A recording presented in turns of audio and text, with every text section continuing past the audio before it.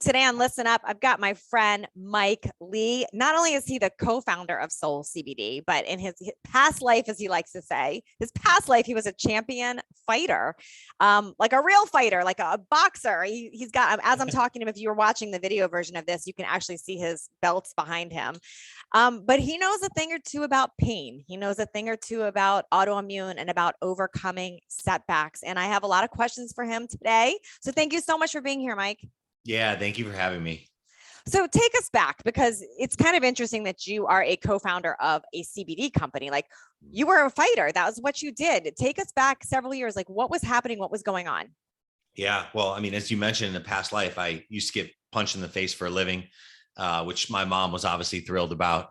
But, it's from just a 10-year career as an athlete that I ended up stumbling upon health and wellness and alternative measures outside of prescription medication. But in 2013, I was young, undefeated fighter. I was about 12-0. I just had a fight in Madison Square Garden in front of 20,000 people. I was on top of the world. And my body started shutting down. My immune system shut down. I had severe inflammation. I was getting migraines every single day. And with that came anxiety attacks, depression. It was a really, really dark time for me. We had to pull out of my next fight. And I spent almost 2 years in and out of hospitals and out of the ring and not doing what I love. And literally at some point, spending 14 days in the hospital and sitting in that bed as they're, prodding me and trying to figure out what's going on and stop the pain cycle. And I'm looking up on the TV and seeing my Subway commercials on TV and wondering if people actually knew, what was going on. So needless to say, it was a very dark time in my life. So I'm assuming you're almost having an identity crisis at that time, because here you're this powerful fighter. You've got all these deals and things, endorsements, all this stuff happening. And it's like you're living a different life all of a sudden. Absolutely. And that was my biggest fear. My number one goal was, I was 12-0 at the time with 12 fights, to have that 13th fight. I didn't know where my career would go, but I just told myself, at the lowest point, I was on 8 different medications and I was completely addicted to painkillers.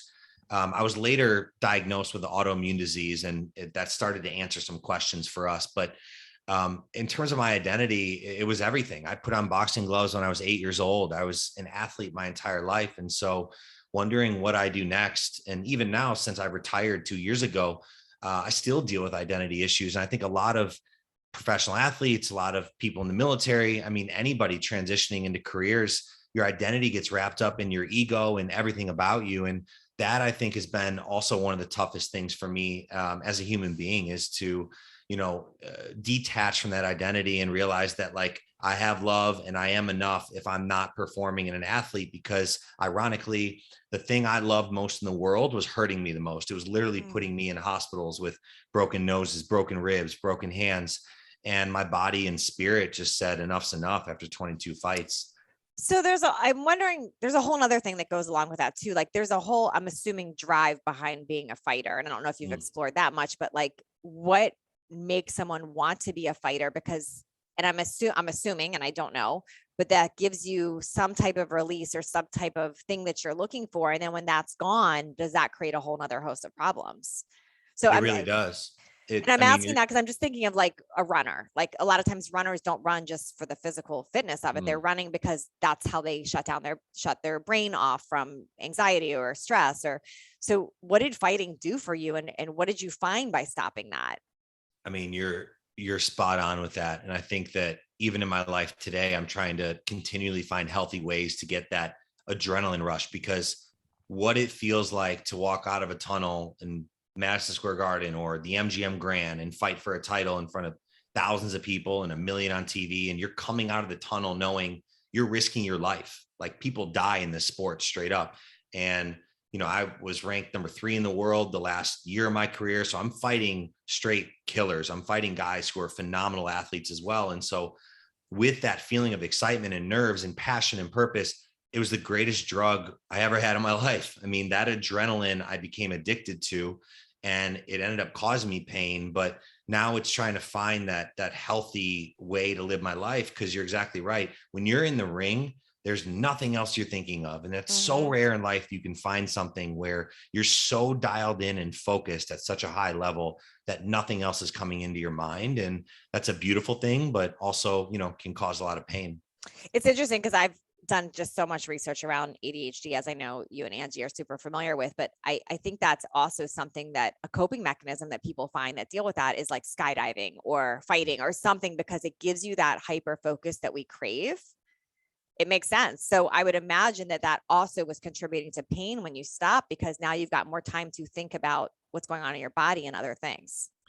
Yeah, I feel like this is a therapy session right now, Natalie. You're like, you're spot on here. It is. I mean, I think in a sense it was escapism, right? And a lot of people deal with that. I think I deal with that.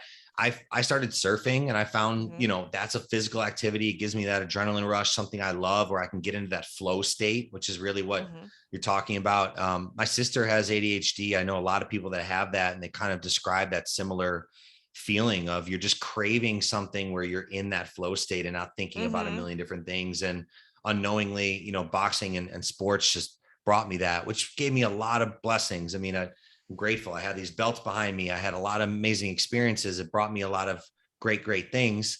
But as I mentioned before, it's like, what's the flip side of that? And now I'm dealing with that. I mean, I'm in pain every single day of my life, Yeah. point blank. So it's just like, how am I managing that the right way Yes. now? And that's what I want to ask you now about, because, and I was certainly not a boxer. I certainly am not claiming to have your level of pain, but I have had massive injuries. I mean, in the last 2 years, my audience knows, like disc rupture, bicep tear, like, so I live in that chronic pain, and I've really worked to break through that pain cycle. So I've got a lot of questions for you on that too. And when I say pain cycle, for those of you not hearing that term for the first time, pain cycle is when we are in pain and we stay focused on the pain. And because of the pain that we're focused on, we're now taking actions like not being active, or not we start thinking, what's the point? And you stay in this vicious cycle where, in order to break the pain cycle, you have to get yourself looking at other outcomes so you can get out of that cycle. Yeah, I think that chronic pain becomes so much more than physical. It becomes mental, right? And it's Mhm. so important, as you said, to break that cycle. And it's just finding healthy ways to do that. I didn't have healthy tools to do that. I was using painkillers. I was using fighting. I was drinking. I Mhm. was using things that boosted my ego. And now I've learned really all natural solutions to it. And it's just constantly managing it. I talk to people and I get DMs all the time. Because I wrote a piece for the Players Tribune called Invisible Pain.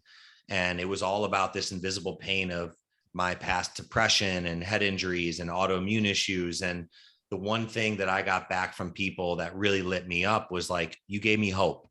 You gave Mm. me hope that, even though I'm going through this pain, that I can get through. The fact that you got back in the ring. And so that to me is number one for anybody in chronic pain, is hope. You have to have hope that things will get better, because if you start to go down that negative perpetual thinking, you'll really get that negative momentum. And I was in that dark place of Mm. really bad thoughts. And so anything I can do in this life to instill hope in other people that deal with chronic pain, I'm going to do until the day I die. So let's talk about your process, because being on 8 medications is a lot, and being on painkillers, which is not only physically addictive, it starts getting mentally addictive. We start getting fake dopamine from that, and all types of things that are affected by that.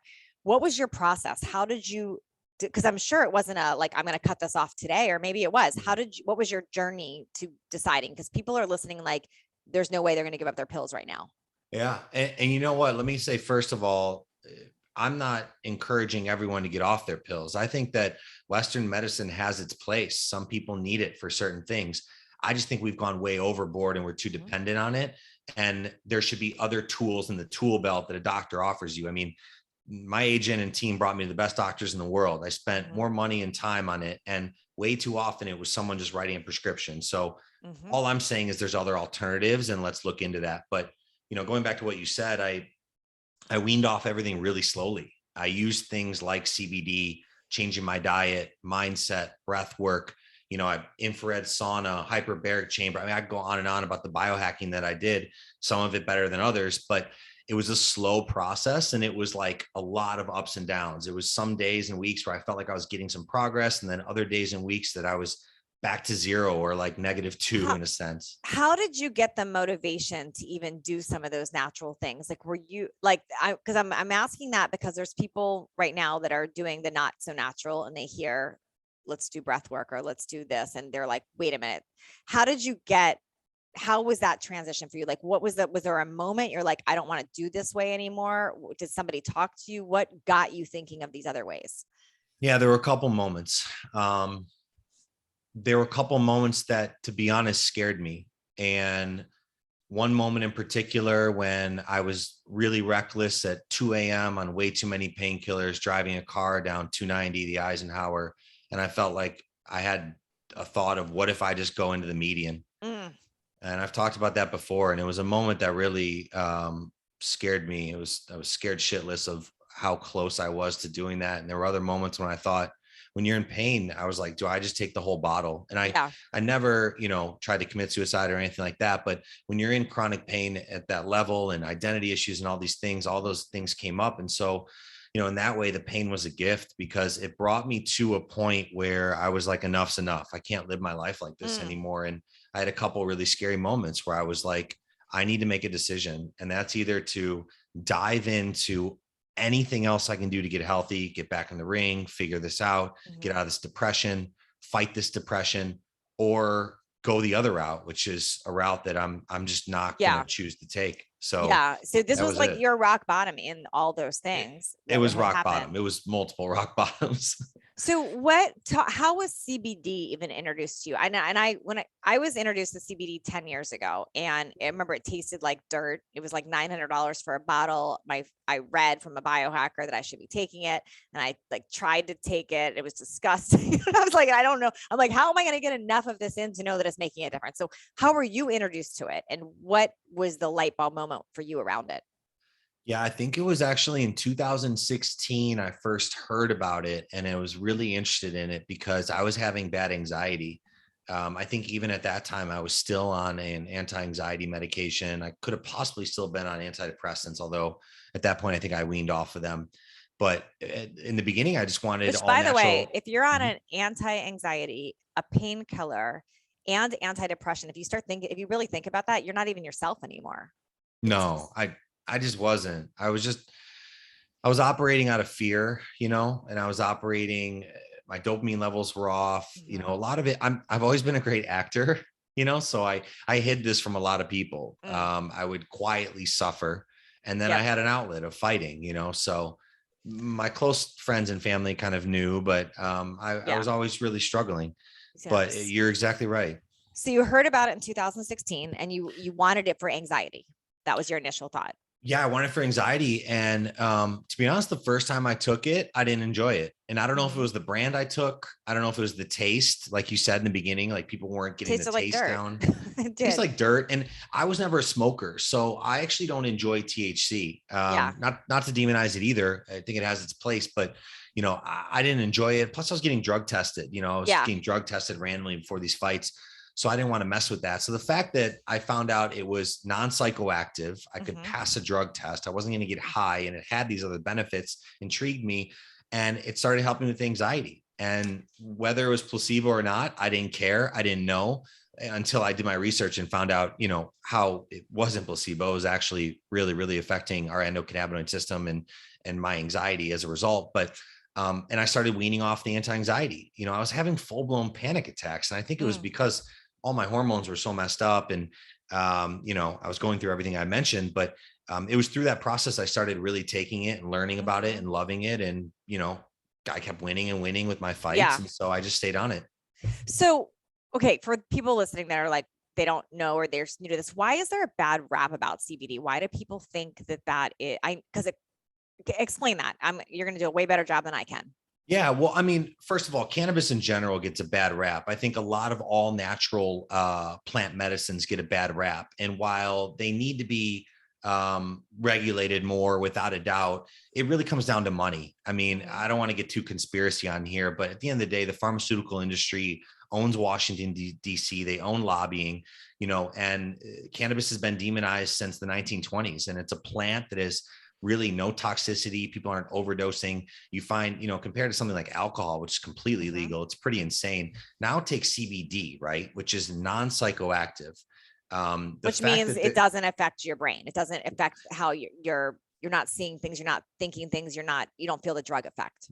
Correct. So when I say non-psychoactive, just like you said, you're not hallucinating, you're not high, it has more physical benefits, and obviously it affects the nervous system and will calm you down, but it won't be high like you're smoking or like you ingested THC. But that's really why it gets a bad rap. And I think that now things are finally changing. You're seeing that cannabis is starting to be legalized. Hemp, which is what we derive from, is starting to get legalized. Hemp is very high in CBD and low in THC. In fact, all of our products have 0 THC. So we extract anything that would get someone high out of that. But that's really why it gets a bad rap. But people are starting to learn that there's other alternatives. And, the pharmaceutical industry is scared to death that something that grows from planet Earth can help people get off these things, from hemp to mushrooms to all these different incredible plant medicines.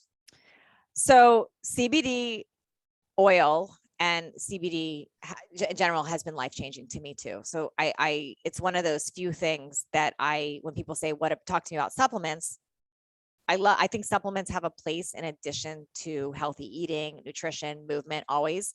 But this is one of like 5 things that I'm like, nope, everybody needs to experience this because it's so different. And now, granted, if you have no anxiety, no depression, no pain, you're just living life large and you are amazing, then you might not need it. But most people have something going on. And I do find that CBD oil is like, it takes the edge off of everything. That's the way I'll describe it. So if your mind's going like crazy and you have CBD, it just takes that edge off. It kind of calms it. If you can't sleep, it just sort of calms it. If you've got pain, it sort of calms it. It's like a little bit of a muter. It mutes things. That's my experience of it. Maybe you have a different way to explain it. No, I think that's a great way to explain it. And I like that you had mentioned, for you, it's one of 5 things, for instance. I always say this because it'd be disingenuous if I said differently. It's not like I take CBD and all my problems go away. It's a piece of the puzzle, a very big piece of the puzzle for me personally, but every single human being is different, right? What all human beings do have is an endocannabinoid system. And what CBD is doing and other cannabinoids in the plant is affecting those receptors. And it is putting our nervous system into homeostasis. So what does that all mean? Essentially, it's getting you back to that homeostasis, that center that you need to be in. And that's exactly what, as a result, is what you just described, is how people feel when they're on it. So it's just another phenomenal tool that people can use and try. And once again, here's what's so important about this. It's low risk, high reward because there's no toxicity to this. There's been studies done on liver toxicity of CBD. You can't even say the same thing about Tylenol or ibuprofen. You could walk into CVS today, go take an entire bottle and kill yourself. Yes. It's super hard on liver, kidneys, all of it. Yeah. So it's like, what are we talking about here? And so that's why I get so passionate about it, because I'm like, anytime that there's something that I find that's low risk, high reward like this, everybody needs to know about it, because even if maybe it's not fit for them, at least they now know. Honestly, I put CBD on the level of caffeine for people. This is going to sound funny, but like caffeine has become so accepted to help people unmute, like go the other way, like ramp up, get more CBD to me is like the opposite in a way. And I don't understand why it doesn't get as much positive attention as like caffeine. Caffeine's everywhere. Like it's everywhere. CBD should be equally everywhere. Instead of at night at a restaurant when they're like, do you want a cappuccino? It should be, would you like some CBD gummies? Like to me, you're winding down, right? Like it makes logical sense to me.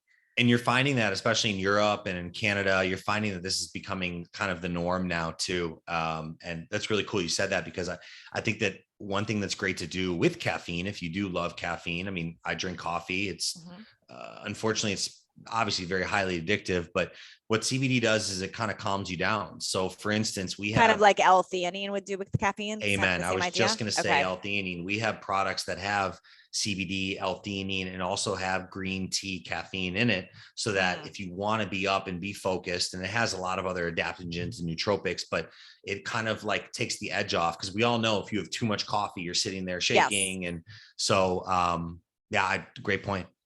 Okay. So why did you decide to create a company? Because that's a whole another level. Because now you went from, okay, I get it. It's helping me. I'm going to tell people. You could have just bought it. You could have been an affiliate for someone else's CBD, all the things. Why did you take on developing a whole entire company, especially a controversial one that you can't even sell at all the places or run ads to it or any of the things? Talk to us about that. Yeah. So once again, the pain was a gift. One of these belts behind me, I guess for anybody who's watching, I fought for a title on national TV in my hometown, Chicago, big homecoming fight. In the second round of that fight, I broke my rib. I got hit with a shot. My rib cracked and the tendon on it detached. I went 8 more rounds with a broken rib. To this day, I don't know how. All I can say is adrenaline is probably one of the most incredible things ever. I remember doing the interview with Teddy Atlas in the ring, and then we walked back to the dressing room, and I was in so much pain. The adrenaline wore off that I basically collapsed, and they rushed me to the hospital. I was in the hospital till 4 a.m., broken rib. And anybody who's had a broken rib knows there's not much you can do. You know, when I injured my hand, I could still run, I could still train. So I was out for almost 6 months. So that timing was just serendipitous. It was my 20th fight, I think, and that got me 3rd in the world. And then I knew there were title fights, but I had all this time off. And instead of sitting there and just being depressed about what was going on and getting back on the painkillers, I was like, you know what, maybe this is an awesome time for me and Angie just to kind of spread the word. Like we honestly started this business not as we want to make this much money or we want it to be this big. I was like, you know what, let's just spread the word. We love CBD so much. It's been incredible for me. It's helped me with this broken rib. So we threw up a website. We ordered some product from like one of the best hemp producers in the world.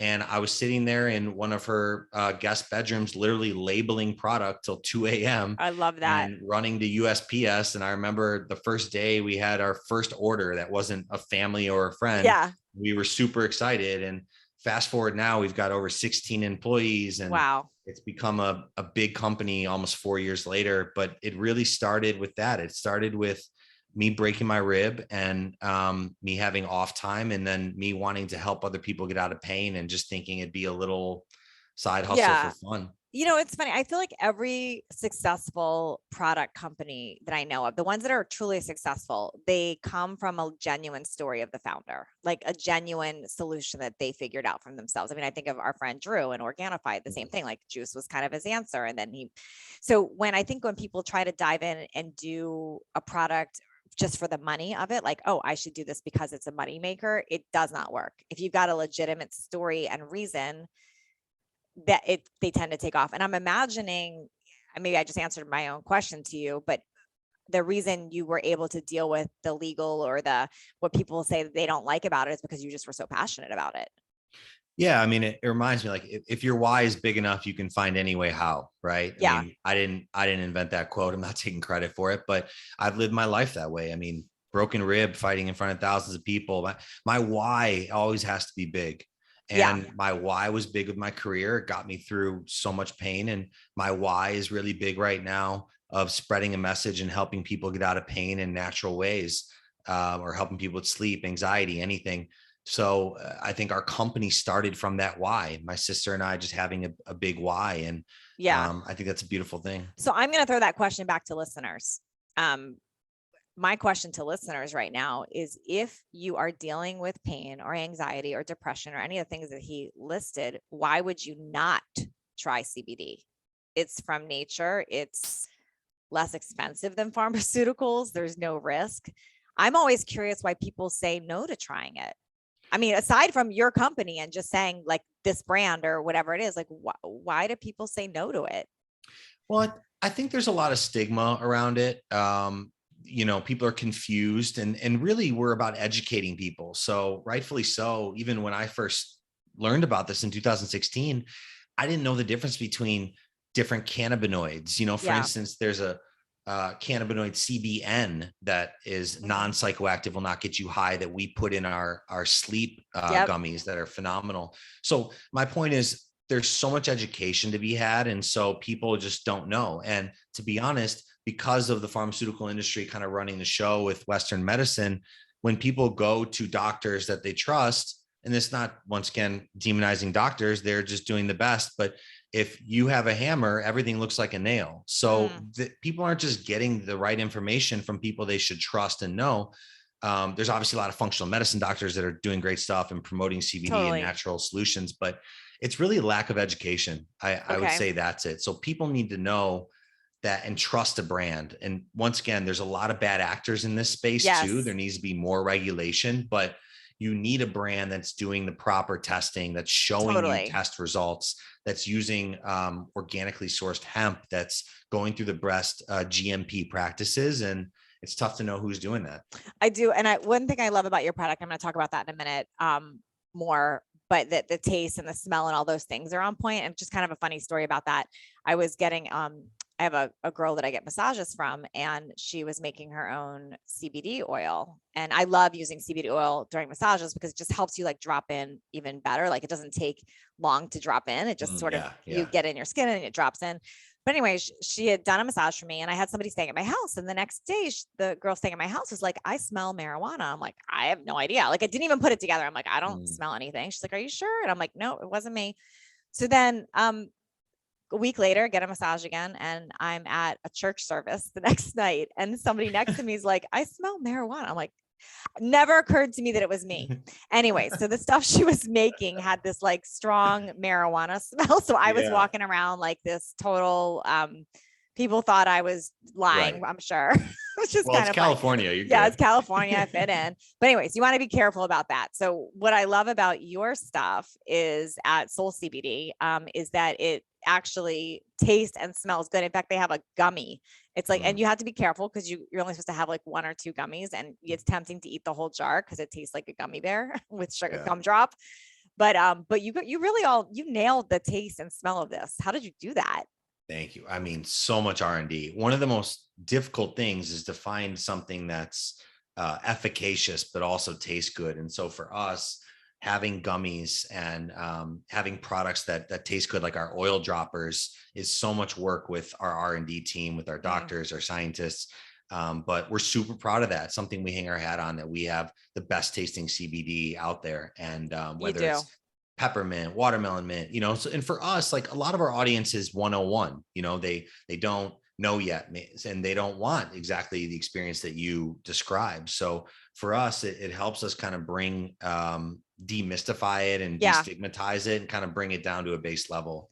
Okay. So everyone, trust me right now. And you can go to their site and you can put the coupon Natalie Jill, you'll get a discount, or you can go to, I'm going to actually have a link that has a lot more information and some different products, but if you go to nataliejillfitness.com/CBD, just the letter CBD, I'm going to share all of this in there, but just trust me. I command everyone, go order a jar of their gummies. Oh my gosh. You're going to thank me. It's going to be like your little sweet thing that you have every night.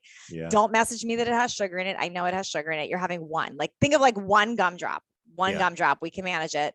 And you're going to have the best sleep. You're going to feel amazing. And you're going to go, why did I not get this in my life sooner? It's a must. That's it. I mean, our sleep gummies are incredible. We have a bunch of other ingredients in there, and the gummies, yes, they'll have a little bit of sugar. It's 3 grams of sugar.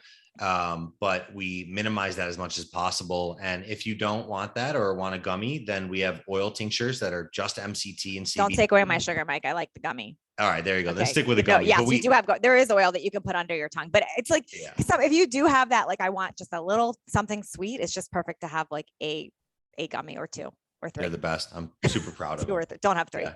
I get to do all the taste testing. So it's, that's a fun job. How do we sign up for that job? Well, it's funny you say that. We're actually about to roll out a program where we're going to have maybe, I think, our top 20 to 30 like affiliates help us with this taste testing process. Yes. It's a lot with R&D. I'm signing up for that. Yeah, let me in. You're in. How do you make those gummies without CBD too, so we can have extra when you want to eat like the whole jar and you can't? Yeah. Then you'll be super zen. You need the non-gummy too to go with the gummy. So we've already had your 1 or 2 CBD gummies and you're feeling good, and now you're like, I just want more gummies. Yeah, I like the bonus gummies. We're gonna throw you on our next marketing call for sure. CBD 0, our SoulCBD 0. Yeah, there you go. No CBD. I love it. This is super helpful. I loved hearing about your journey. I love what you stand for. By the way, I don't talk about companies or products if I don't love their owners and founders. And Angie is one of my close friends. I love Angie and Mike, brother and sister.